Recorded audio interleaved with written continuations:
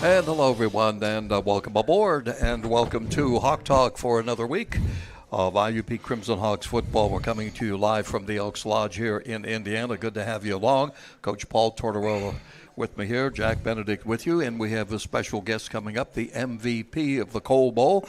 Devin Whitlock will be along with us around the 6:30 mark this evening as we talk about the victory on Saturday, 38-30 over Cal. Big win, a lot of people, exciting action that it was, and you know, it didn't surprise me that Cal had a lot of people there, Coach, including the band. And they travel pretty well. Yeah, I figured they'd fill up their side, and I saw their band was at Slippery Rock, so I figured they'd have them come to our game too. Yeah. Well, you know, I'm going to go to the first question here that comes from the fans speak. And what does the Coal Bowl mean to you, to the program? Well, it's an every-year thing. You know, obviously you play Cal every year, but there's something more to it than just a game. Usually both teams are, you know, at the top of the conference.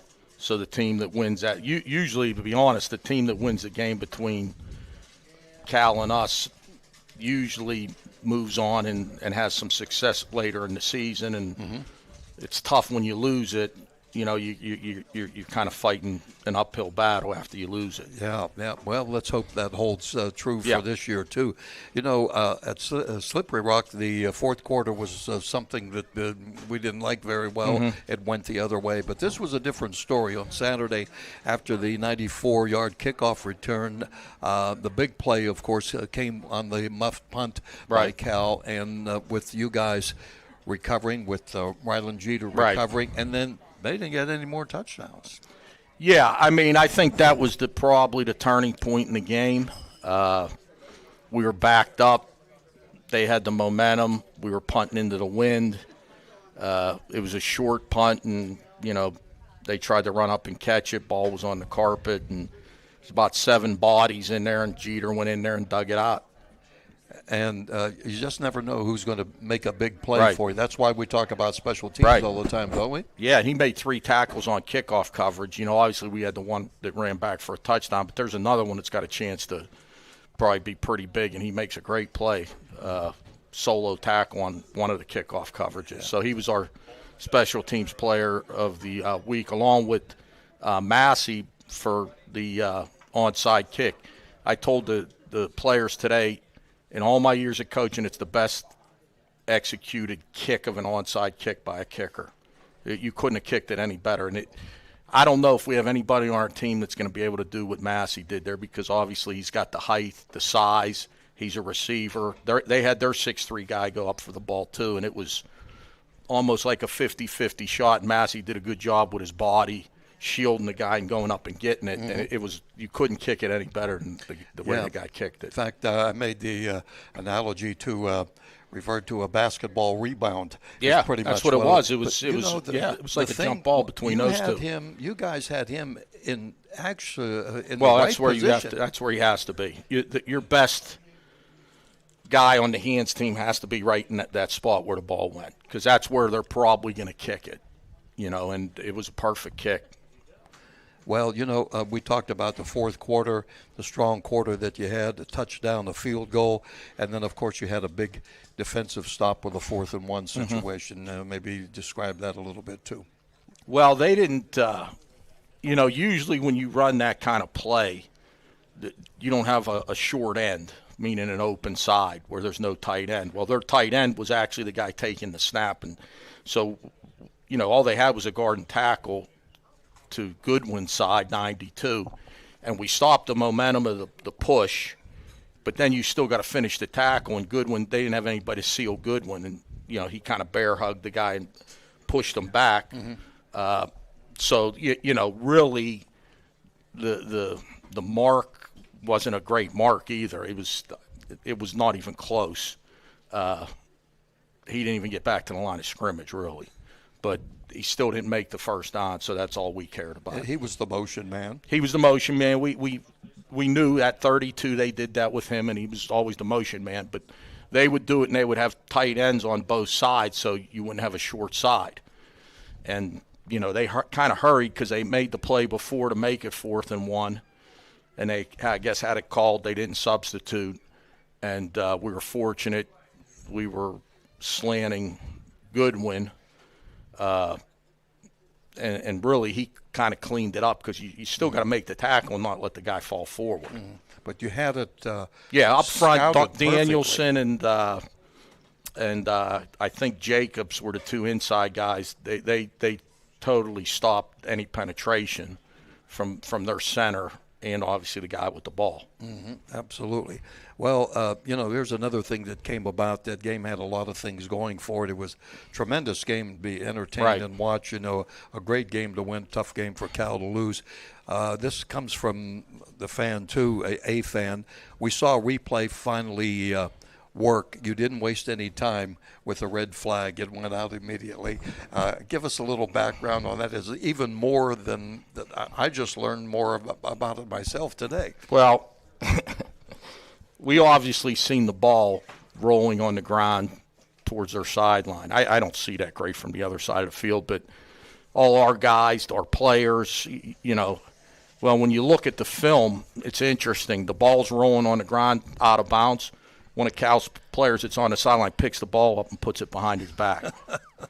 So I don't know what the official really saw. The guy never really had to catch. I understand if a guy catches it, comes down, hits the ground, and it comes out. He never – Amigatcher played it great. It wasn't a great throw. The guy never even came close to catching it. So at that point it was – now here's the thing that's you got to make sure you have a challenge. So if earlier in the game we would have challenged something and lost it, we wouldn't have had a challenge, and that would have been a completion. Oh, my. And the ball was rolling on the side. It was rolling over there, and the kid picked it up and hit it behind his back. Unbelievable. Well, we got a look, in the box. They came over with a tablet and said, so soon as the ball was rolling, I looked away and pay attention to what I'm supposed to do. I didn't even see that happen. Well, we didn't either until we saw the film the next day, but also the official that was coming from the other side, he saw it, and I don't know why he didn't overrule him. But luckily we had a challenge, so then that took care of it. But that's the problem. You get in these close one-score games in the fourth quarter, and you don't have a challenge, and that ends up being a 24-yard gain instead of an incomplete pass, and now they're punting. Absolutely. Here's this is from one of the fans here at the Elks Lodge. There is a term used, quote, trying to win a game rather than lose the game. Interpretation on that? Well, it's actually flipped the other way. You can't lose it before you win it. I think it's Slippery Rock that was kind of we lost the game before we gave ourselves a chance to win it. Saturday we did everything at every situation. In the game there's going to be negative plays. There's going to be plays that aren't great. We rebounded every time something bad happened. They scored to go up 7-0. We ran back the kickoff almost all the way. We scored, made it 7-7.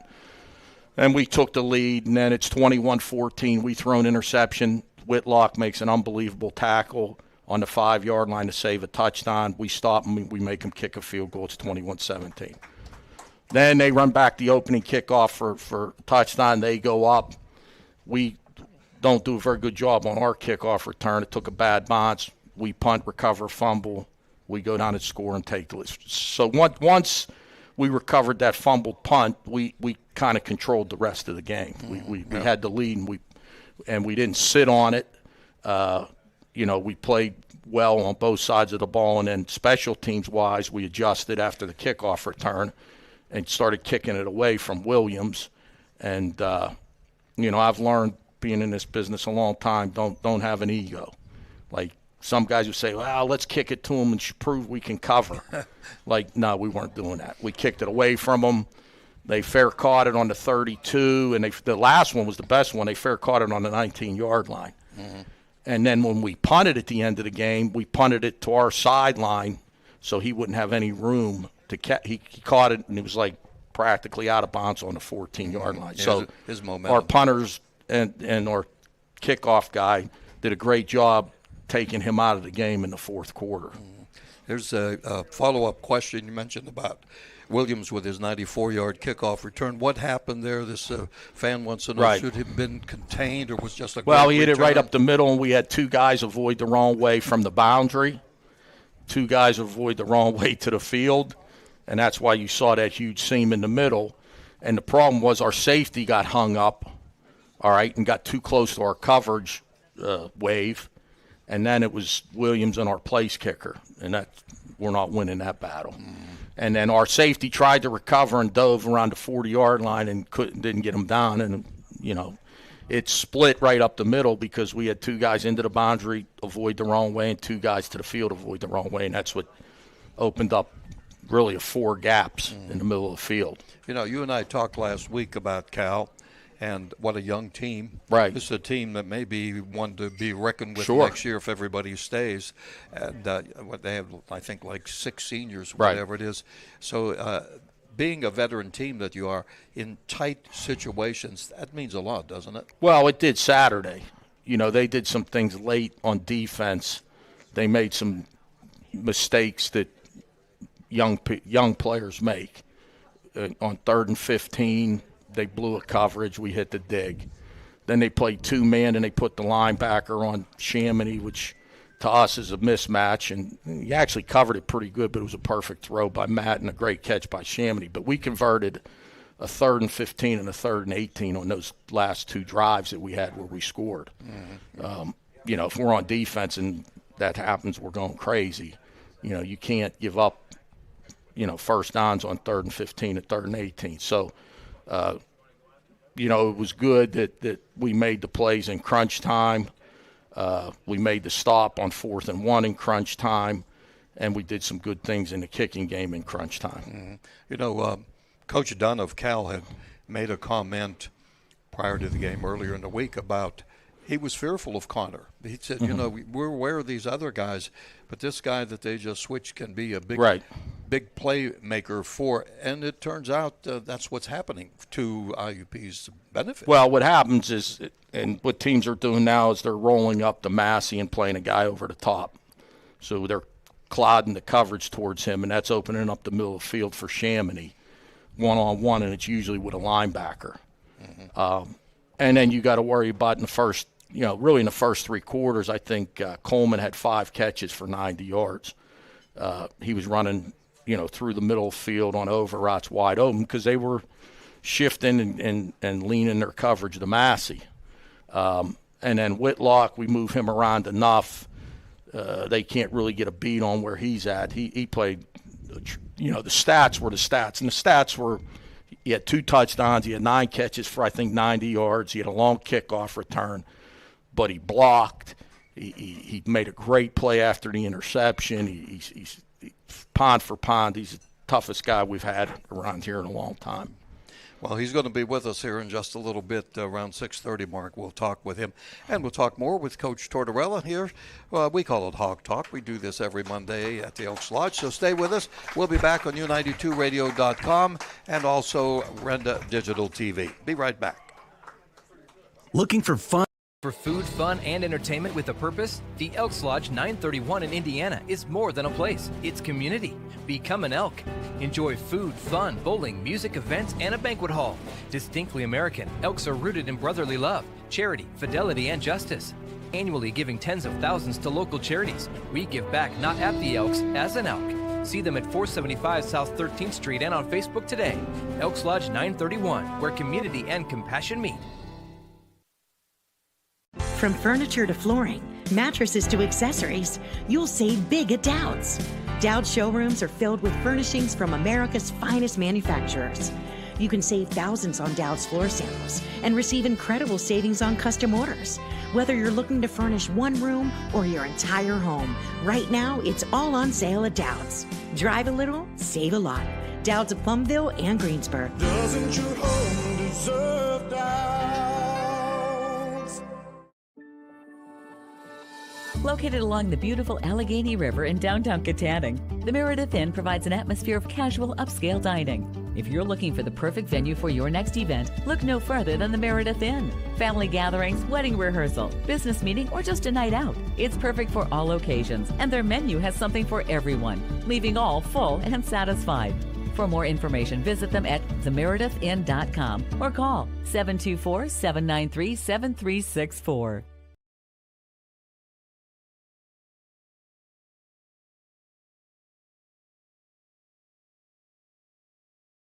And welcome back, everybody, to Hawk Talk. We just heard about the Meredith Inn, and a little bit later on we will have a winner.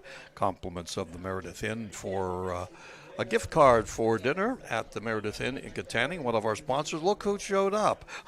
How about that? I've never been that close to the winning in the Colbo. The Lippincott brothers, of course, 16 years ago came up with the idea. Right. And it's really caught yeah, on. It's a great deal. A lot of interest in both sides, both universities, and I think it's added to the rivalry. So now, where do you keep it? Well, that'll be in our office, in the trophy case in our office for the year. There you go, till next year. So we'll see what happens then. Okay, we're talking IUP football, and of course, 38-30 was the victory over Cal.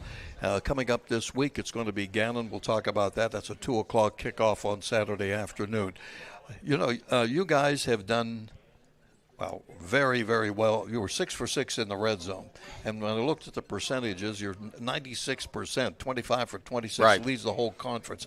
That's really something to be proud of because, in crunch situation, you're coming through. Right. Well, we were talking today about our offense.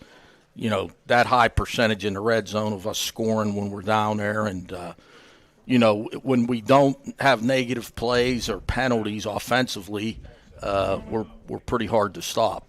And if you look, we had 10 series this Saturday. 6 of them we scored. The 4 we didn't. We had a penalty on one. We had a sack on another. And then the one near the end, we made a first down, used the clock, and then got stopped and punted. So, we were kind of just being conservative. So, usually we're stopping ourselves. Mm-hmm. Because when we do get to the red zone, we're almost 100% scoring, and we're scoring a lot of touchdowns too. Like a lot of that's 26 out of 27, but we also have out of the 26, 21 of them are touchdowns because I think we only have 5 or 6 field goals. Yeah. So we're not only getting it in the red zone and scoring, we're scoring touchdowns. We're on defense. We're doing a really good job in the red zone. We're 50%. I think we're only giving up 10 touchdowns out of 20 trips into the red zone against our opponents. So 10 of the 20 times they've been in there, they've scored a touchdown, and the other 10 we've either stopped them or made them kick a field goal. Mm. You gave the trophy to Noah Vaughn. Tell us why. Well, he's been here the longest. He's been here for 6 years. He's overcome injuries. He's going to graduate in December. He's a guy early in his career that was always on the fence, just had a rough go of it early in his career, and now he's been a great team. He's turned into a great teammate. When we were down 14, and he didn't play as much Saturday because he had a problem with his knee. He only played, I think, 15 plays. But after they scored the second drive to make it 14-7, he gathered the whole defense over on the sideline on the bench, and everything he said made a lot of sense. And we, I don't know if it was because he did that, but we played pretty good after the first quarter on defense. Yeah, and to his credit, he's been troubled by injuries. Yeah, he's been injured a lot. We've had some really good defensive ends in front of him. It's been hard for him to win the job, but he's turned into a great team player. And he helped. Right now he's our third DN. He's playing a lot. He's a good pass rusher, but he's really become like a great leader. Mm. So he was instrumental in that way. And then a couple of the players credited you with the Ali story. Huh. Well, for anybody that didn't hear it, tell us about that. Well, we're coming off a tough loss at Slippery Rock, and, we kind of shouldn't have been in that situation. We kind of did it to ourselves. So there's a story about Muhammad Ali. He didn't get knocked down very much, but one fight he gets knocked to the canvas and they're counting him out, and they can't believe he responds and gets up, and then he goes on to win the fight. And they ask him, how did you get up off the ground? You were half knocked out. He said, I came to and I realized I'm not supposed to be down here. So that's what we talked to our team about after, we let one slip away at Slippery Rock. We got to realize we weren't supposed to be down on the canvas, and we got a rebound. So, we talked about answering the bell, taking a boxing term with it, and we did do that in the second half. Mm-hmm. I guess going back to the early days, Newt Rockney's win one for the Gipper. Yeah. Well, these guys, they don't even know who Muhammad Ali is. I had to tell him his real name was Cassius Clay. I mean, I had to go through the whole thing with him because the crazy thing, these kids now, they don't even know any. They don't know any heavyweight. There hasn't been heavyweight boxing in 30 years. Now it's MMA or whatever, cage fighting or whatever they're doing now. Well, so they had no idea about it. I said heavyweight boxing back in the old days before you guys were born was like a major sport. I mean, these guys were. Muhammad Ali had to beat like some really good heavyweights. I think going back when I could probably name the top 10 at that but I'm with them right now. I don't know. Well, because there is none. There are no heavyweight boxers anymore. It doesn't even exist. Unbelievable. All right, here's one from one of our fans in the audience here. Did you personally feel pressure to win Saturday to avoid a second season losing to both the Rock and California? Well, yeah, because if you lose Saturday, whether it's Cal or Slippery Rock, you no longer aren't in first place. Because at the end of the day, when the season's over, it's all about the numbers, wins, losses, the scores don't matter, who you win, who beats you, et cetera. The team with the least number of losses is going to win the conference. So we control our own destiny, and we had to win Saturday. We got to win this Saturday. And if we're lucky enough to win this Saturday, we got to go the next week and win again, and we'll win the conference. The West. And the West has been the Wild West this year. It's really been tough. As tough as in a long time. There's not an easy, Gannon, they've lost a lot of close games. They score a lot of points, and they've lost a lot of close games. But they beat Slippery Rock. They've lost, I think, 3 games by 1 score or less, and they do have some impressive offensive numbers. They're struggling on defense. Mm-hmm. And, going up to Gannon, that's a tough place to play. So luckily we have them at home. Mm-hmm. Yeah, that's not an easy place for many. The one thing that Gannon, whenever I was looking at some of the stats, they have given up 33 sacks. Yes.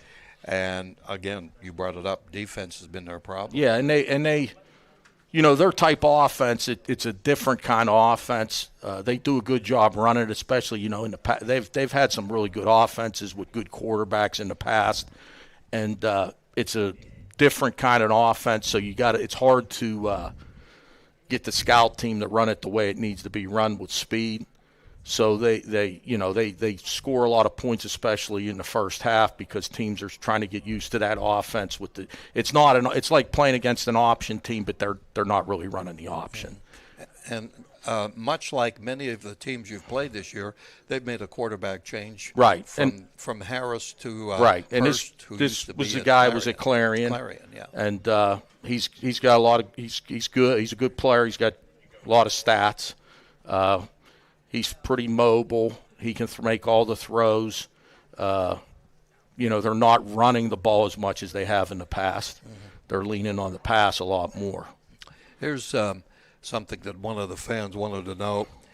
Changing your defensive plan in the middle of the game, was that an unusual move, or something that you've done frequently? Well, we've done it before. You usually don't do it after the first quarter, but they came in and they had a really good plan where they didn't, with their young quarterback, they were worried about our pressure. And so they were throwing the ball quick. First quarter, they threw like 12 passes, and not one of them was deeper than 10 yards. Mm-hmm. They were getting the ball out of his hand quick. They were throwing a lot of screens, quick game. So they were kind of taking our blitz out of it. So we kind of changed gears, and after the first quarter, didn't blitz as much, kind of changed up coverages and went to more man coverage because we were playing zone early, and they were just picking us apart with short throws and getting the ball in space out in the flats. So they had a good plan. They were maximum protecting a lot, so when we did blitz, they could pick it up. So they got us in the first quarter. Their first 2 drives, and then we helped them on the second drive. We had a inadvertent face mask penalty. Kai Johnson was getting blocked. He tried to get off the block, and he didn't really grab the face mask. He hit the guy on the face mask, and they called it.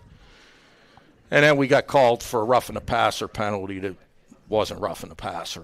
I mean, the guy just took a dive, but neither here nor there. They scored the first 2 times they had the ball. So we had to kind of change, and we didn't just tweak it. Like, we changed, like 360. Yeah. Well, it's good that, you've been around a long time, and Smitty's been with you a long time. Well, yeah, he was ahead of – I mean, like, he was way ahead of me on that. He said they're throwing it quick, they're protecting, they're max protecting. There's no sense in even us blitzing. Maybe we should just play straight man, blah, blah, blah, blah.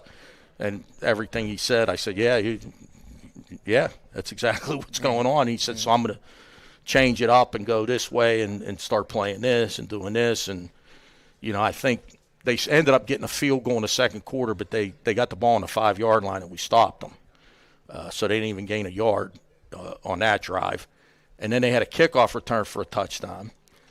So then they fumbled a punt. We actually didn't play defense.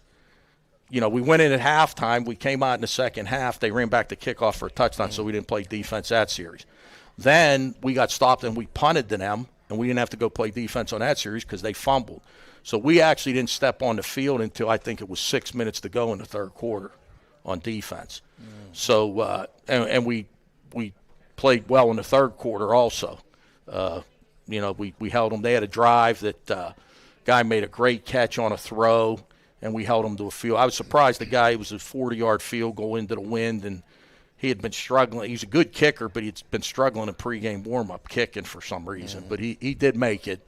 And we're at the end of the day, we talk about on defense, we shouldn't lose games to teams that are kicking field goals.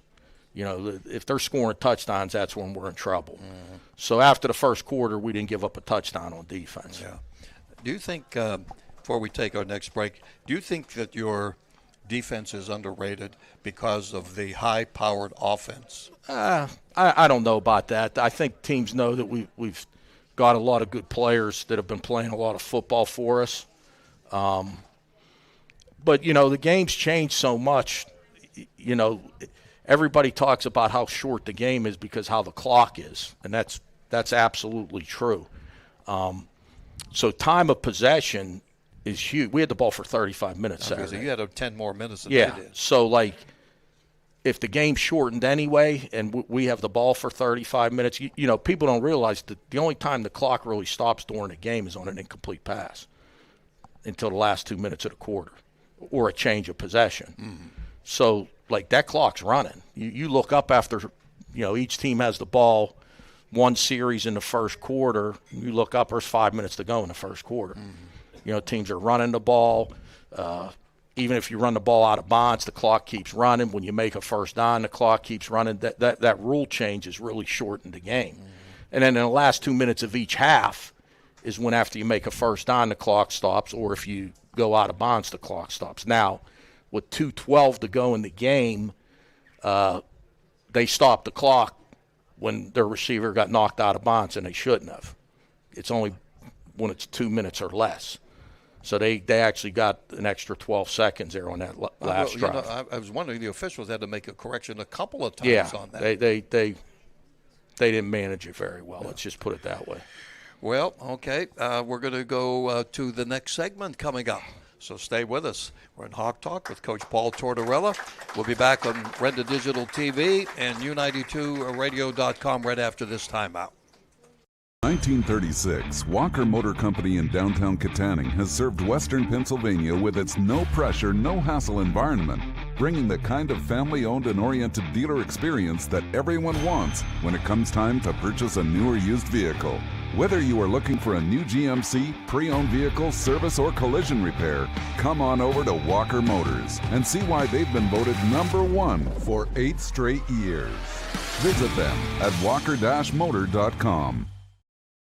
Show your IUP spirit and get your hawk on with help from the Co-op Store, your one-stop location for all your IUP swag and apparel. Check out Norm's Bargain area for $25 fleeces and hoodies. Logo tees only $9.99. The Co-op Store is also the alumni headquarters. IUP is always in your heart, so put something on your front and back that shows that alumni spirit. IUP logoed water bottles, coffee mugs, spirit items for your dorm or man cave. And don't forget the Oak Grove collection. Get your hawk on at the Co-op Store or find them online at IUPstore.com.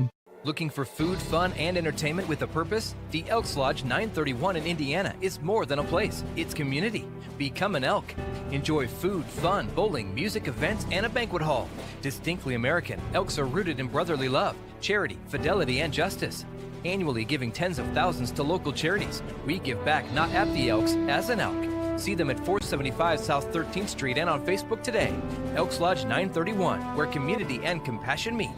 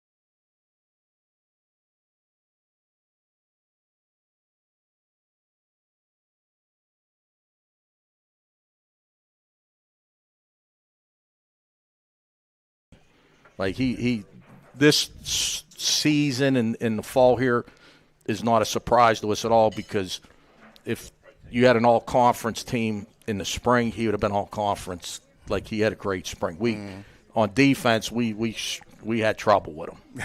I mean, he was making a lot of plays against us in the spring. So we were, anxiously awaiting the fall, and he has, he's – what you don't understand is this guy's all over the place. Like, he's got to learn a lot. He's in motion. He's playing everywhere. It's not like in high school he just took the ball and ran all over the place and nobody could tackle him. He even made a tackle. Well, that was his biggest play of the game. First collegiate tackle of my career. And then we said, like after the fourth or fifth game, we said, you know what, we got to get him back here on kickoff return. We got to get the ball in his hands even more. And believe me, if Frazier wasn't as good as he is as our punt return, like, this guy will be catching punt. He'll be the punt returner next year. Like, he could do it. We put him in at the end of the game, one of those blowout games, and we said, don't return it. So they punted it over his head, and he had to run back like 6 yards to get it, and he started returning it. We were like, we were up by like 40 points. He came off. He said, Coach, I was running back like to catch it, and I couldn't fair catch it. I was running back. I said, no, we didn't want you to run. We didn't want you to get tackled. But if we didn't have Queso, he would be our punt returner too. Yeah.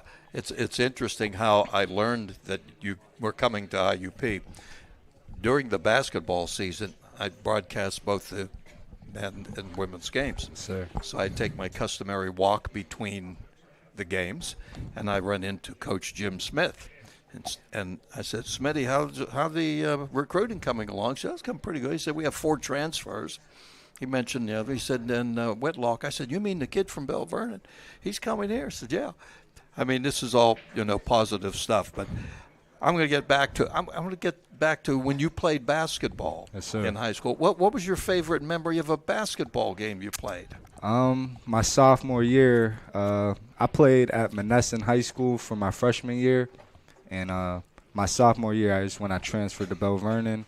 My favorite memory would probably be that year, making it to the Peterson Event Center. We lost the Highlands, actually, but I scored my 1,000 point as a sophomore at the Peterson Event Center. Oh, yeah, believe me. That's tremendous numbers. Now, I understand you had a role model. You have a role model growing up. Huh? Tell us who that is. I would honestly say it's my father and my brother, More my brother, just seeing everything that he did before me, just what I wanted to be and what I don't want to be. He kind of laid that foundation for me. Here's a question from one of our fans here in the audience. After playing quarterback at Bell Vernon, do you still hope for a chance at IUP to play quarterback? That's a great question. I wouldn't hope for anything because I know my coaches is always going to put me in the best position possible. But if they feel like that's a possibility, I would love to do that also. Yeah. He as Coach mentioned, Devin started at Pitt, coming here then to IUP. And why, any particular reason why? I'm sure you could have gone wherever you wanted to. Why you came to IUP? Just all the conversations I had with Coach Tort, Coach Frank, and couple of the other coaches just made me feel comfortable and make me feel like I got a spot at home, like truly feel at home. Almost like back at high school, all the camaraderie and just how IUP works as one. You know what I mean? I was really bought on how they was bought in as a team. What do you like about this team? Everything, man.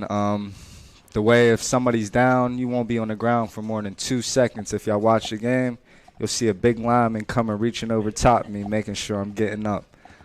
So just so many little things that come together that make me fall in love with this team. Well, we can see that. And of course this is as Coach and I talked about, this is a veteran team, so you have maybe as many as 20 seniors. It's going to be kind of an emotional day for the team and the players on Saturday, on Senior Day, isn't it? Absolutely. A lot of players put a lot of their time, work, and effort into this leading up to their last senior night. So make sure to make that special for them guys. Could you tell in the game against Cal and the game against Slippery Rock that the increase, I don't want to say pressure, but intensity goes up? Yeah, absolutely. You know, just being in a game like that, that's what almost every football player wishes for, you know, them high intense, high leverage games, you know, and you just want to, at the end of the day, be that game changer. You know, I think, you know, Pat and I have talked about it on the air, the games like that, why players go to their particular school. This conference, it just has so much, is so competitive.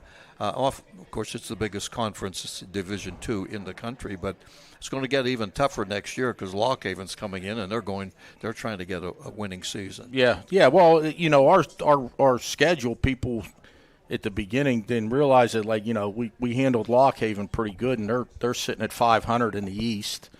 You know, Seton Hill's a 500 team that we beat. Obviously, we played Ashland. Edinburgh's only got one loss in the conference.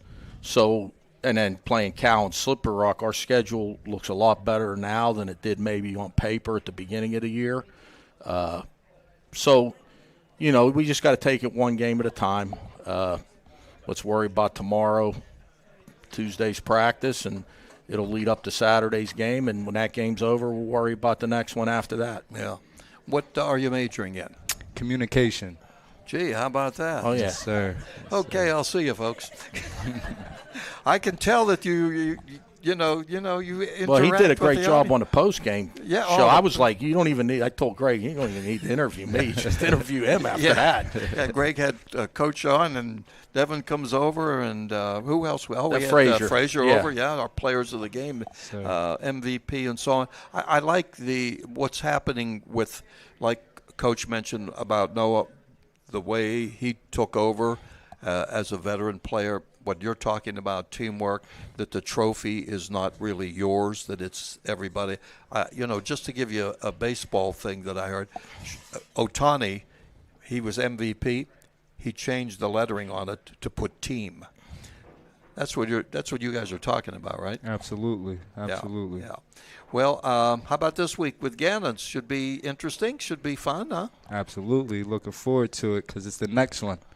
Well, the crowds have the crowds have been great, haven't they? Absolutely. Yeah. IUP, you know, their fan base is almost like no other in Division II.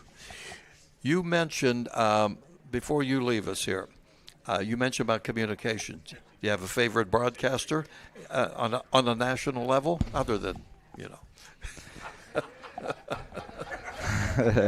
Put me in a tough one right there. Well, huh? I thought. Not specific, though, if I'm being honest. I'm still trying to learn as much as I can and find the avenue that I want to take. And I think I told him whenever I'd interviewed him, a month or so, a couple of months ago, whatever it was, and I said if he needs something answered, I might have an answer for him. Yeah, there you go. Absolutely. You know what we ought to do? Since you were a basketball player too, I know. You ought to have him win the basketball season. Have him come down and do a little sit in with action me. with you. How about that? I'd love to do that. You I'd love to do that. Let's get that together. Okay, yeah, it's a date. Yes, now, sir. You're not going to ask Lombardi to play for him, are you? You know, I might start itching out there, but we'll contain my energy. Thanks for coming. Appreciate it, Coach. Bringing Thanks for having me. MVP of the Coal Bowl. Sir, Great young man. Appreciate that. Devin Whitlaw. We'll be back with I guess it's the fourth quarter coming up with the coach right after we take a timeout from the Hawk Talk on U92Radio.com and Renda Digital TV. We'll be right back. Furniture to flooring, mattresses to accessories, you'll save big at Dowd's. Dowd's showrooms are filled with furnishings from America's finest manufacturers. You can save thousands on Dowd's floor samples and receive incredible savings on custom orders. Whether you're looking to furnish one room or your entire home, right now it's all on sale at Dowd's. Drive a little, save a lot. Dowd's of Plumville and Greensburg. Doesn't your home deserve Dowd's? Located along the beautiful Allegheny River in downtown Katanning, the Meredith Inn provides an atmosphere of casual upscale dining. If you're looking for the perfect venue for your next event, look no further than the Meredith Inn. Family gatherings, wedding rehearsal, business meeting, or just a night out. It's perfect for all occasions, and their menu has something for everyone, leaving all full and satisfied. For more information, visit them at themeredithinn.com or call 724-793-7364. Since 1936, Walker Motor Company in downtown Katanning has served Western Pennsylvania with its no-pressure, no-hassle environment, bringing the kind of family-owned and oriented dealer experience that everyone wants when it comes time to purchase a new or used vehicle. Whether you are looking for a new GMC, pre-owned vehicle, service, or collision repair, come on over to Walker Motors and see why they've been voted #1 for 8 straight years. Visit them at walker-motor.com.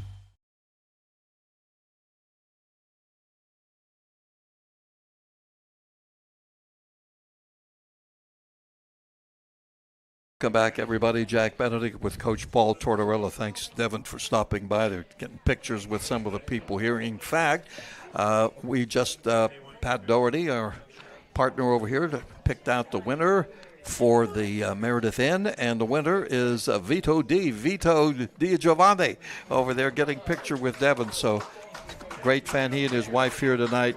And we want to thank all our sponsors that are going along with us here throughout the season. It's fun to talk football. It's fun, even more fun whenever you win a game, whether it be I don't want to say just a routine game. There are no routine games. I wanted to mention a couple of guys that I thought were really gritting it out. Dominic, yeah, yep. Terrell. Right, inside, the two inside guys were banged up. Those guys were coming back. They were getting banged up. They were hurting, yeah. Yep. Even Matthew Reevy. Yeah, he took a shot. That's the first time really he's taken a big shot. He's been very, we've kept him pretty clean. And then he threw the touchdown pass, I think, 2 plays later after that. Yeah. He's a lot tougher than people think it now. He's got a lot of toughness to him. And these guys are all banged up, but they're going to be able to play. We're at this time of year, everybody's banged up. We should have a full arsenal. The guys that played Saturday, they're all going to play this Saturday. Randy Washington will be back, and he's been out for 4 or 5 games. How about Marcus Day? He's still up in the air. Got to see how his shoulder progresses this week. But we should have everybody ready to go, including, adding Randy to it. We briefly touched upon the fact that it is senior day. Mm-hmm. You have a lot of them. And I know it's got to be tough for a coach when you bring them in and all of a sudden 4 or 5 years go by and they're gone. What has been the attachment to these guys that have, performed so well for you the last 4 years? Well, the thing that we're a developmental program. So a lot of our seniors have been here 5 and 6 years.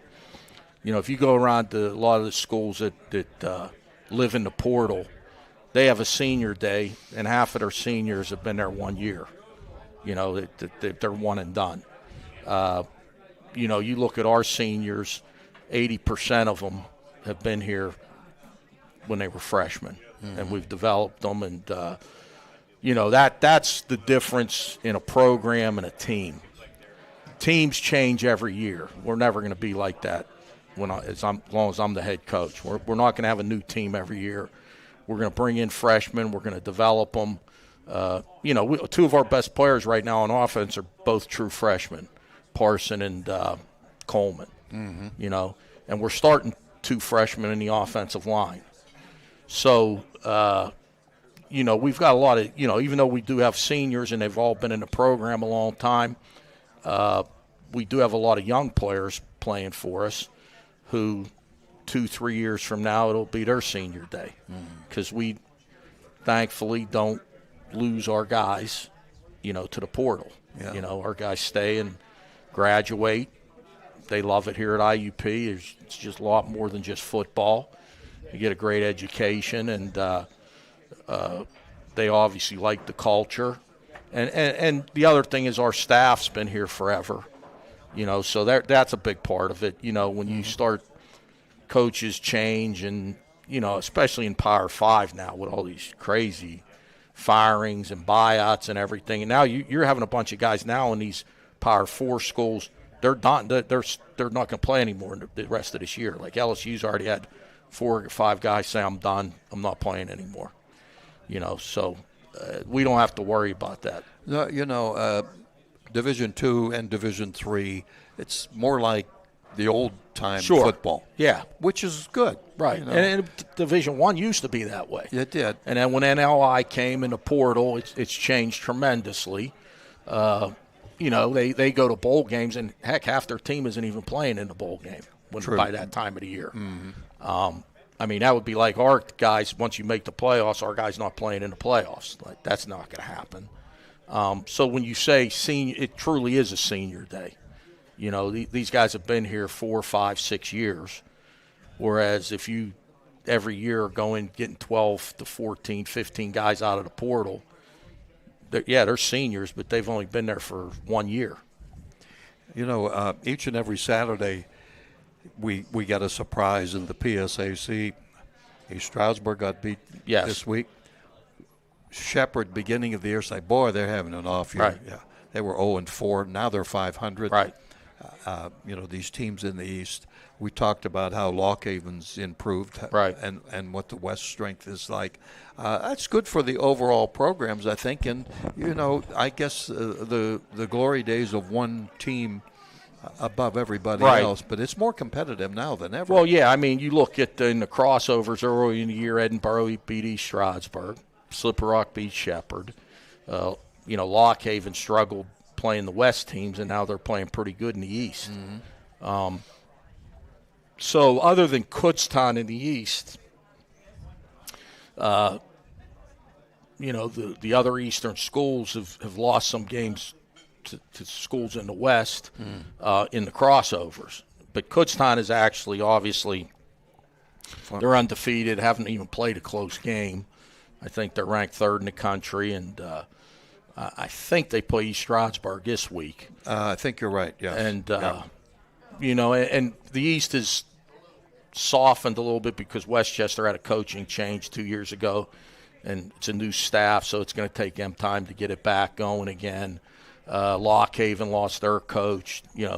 They've got a new coach now who they seem to, like I said, after we played them, we thought they may have a tough year. Well, they've won a bunch of games over there in the East. Mm-hmm. And then Shepherd they were 0-4 at one time, I think, and they're 4-4 now. Mm-hmm. So, as a matter of fact, I think Shepherd's only loss in that side was to Kutztown. Mm-hmm. And then in the West, you got Gannon beating Slippery Rock, Seton Hill beating Cal, Edinboro beating Cal. People don't realize Edinboro only has one loss to us in the conference. Yeah, they're 3-1. Yeah, same deal. There's a lot of teams still, that have a chance to win the league. When do the regional rankings come out? Is it after this Saturday? It might be after this Saturday. I think it is after this next Saturday.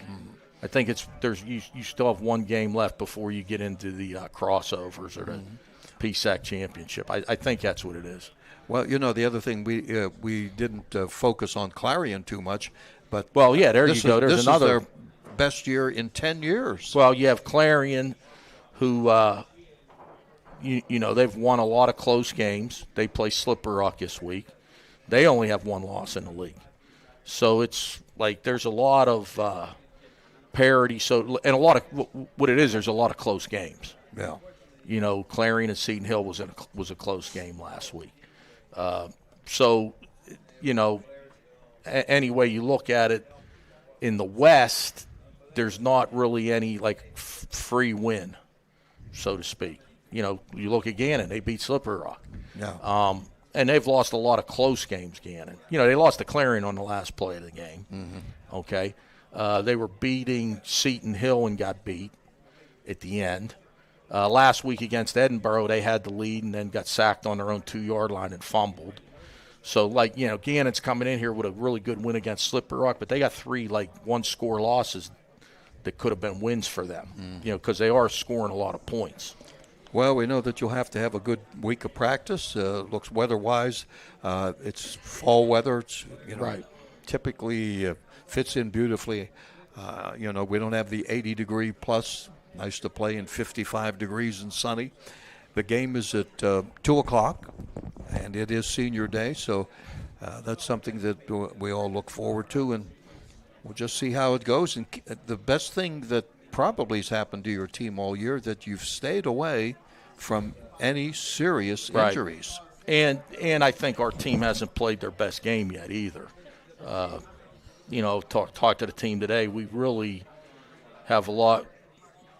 We haven't scratched the surface of our potential.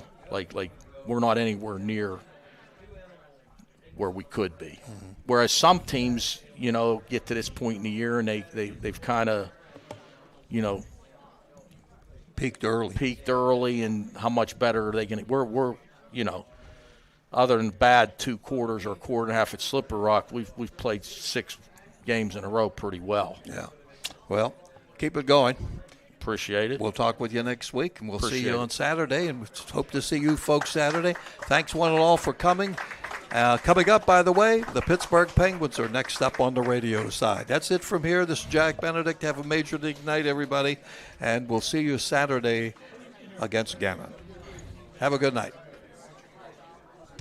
IUP Spirit and get your hawk on with help from the Co-op Store, your one-stop location for all your IUP swag and apparel. Check out Norm's Bargain area for $25 fleeces and hoodies. Logo tees only $9.99. The Co-op Store is also the alumni headquarters. IUP is always in your heart, so put something on your front and back that shows that alumni spirit. IUP logoed water bottles, coffee mugs, spirit items for your dorm or man cave. And don't forget the Oak Grove collection. Get your hawk on at the Co-op Store or find them online at IUPstore.com.